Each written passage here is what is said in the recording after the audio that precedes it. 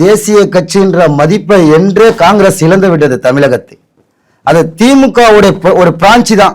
நீங்க பாரதிய ஜனதா கட்சியில பாத்தீங்கன்னா இதுவும் பாரதிய ஜனதா கட்சியும் ஒரு தேசிய கட்சி தான், காங்கிரஸும் ஒரு தேசிய கட்சி தான்.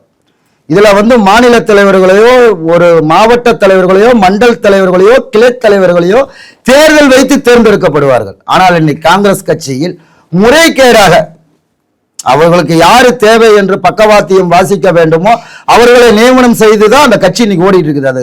அது ஒரு கட்சியே கிடையாது. அது திராவிட முன்னேற்ற கழகத்தில் இருக்கிற பல அணிகள், மருத்துவ அணி, இளைஞர் அணி, போதைப் பொருட்கள் கடத்துற அணிகள்லாம் வச்சிருக்காங்களா, அது மாதிரி ஒரு அணி தான் இன்று இருக்கிற தேசிய காங்கிரஸ். தமிழகத்தை பொறுத்த வரைக்கும் அந்த காங்கிரஸ் கட்சியுடைய மாநில தலைவராக இருக்கிறார் இல்லைங்களா, இன்றைய தலைவராக செல்வ பெருந்தகை.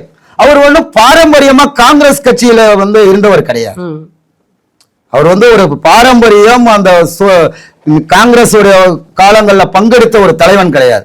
பல கட்சிகள் பார்த்தா மாதத்திற்கு வருடத்திற்கு அமாவாசைகள் போல பல கட்சி பார்த்த வந்தவர் தான் செல்வ பெருந்தகை. அவர் திராவிட முன்னேற்ற கழகத்தின் அடிமை.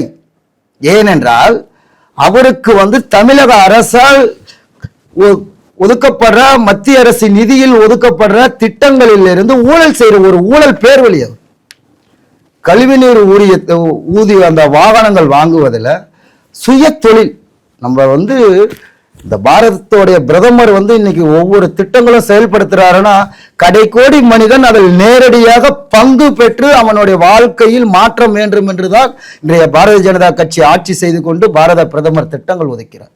அது போலதான் இந்த கழிவு நீர், நமது பகுதியில் இருக்கிற கழிவு நீர்கள் எல்லாம் சுத்தம் செய்வதற்கு, வாகனங்கள் ஒதுக்குவதற்கு பாரத பிரதமருடைய ஒரு திட்டத்தின் மூலியமாக ஒரு குறிப்பிட்ட நிதி அமௌண்ட் கோடிகளை ஒதுக்குகிறார்கள்.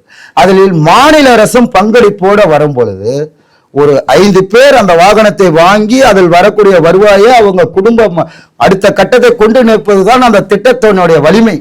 ஆனால் தமிழகத்தில் இந்த செல்வ பெருந்தகை அவங்க அண்ணனையோ அவங்க மாமா மச்சான யாரனா ஒருத்தர் ஒரு கம்பெனி ஆரம்பிக்க வச்சு அவங்க தமிழக அரசு கூட போய் ஒரு ஒப்பந்தத்தை போடுற மாதிரி போட்டு அந்த தனி மனிதனுடைய வளர்ச்சியை ஒரு குடும்ப வளர்ச்சியா உருவாக்கி கொண்டவர் தான் இன்றைய காங்கிரஸ் கட்சி தலைவராக இருக்கக்கூடிய செல்வ பெருந்தகை.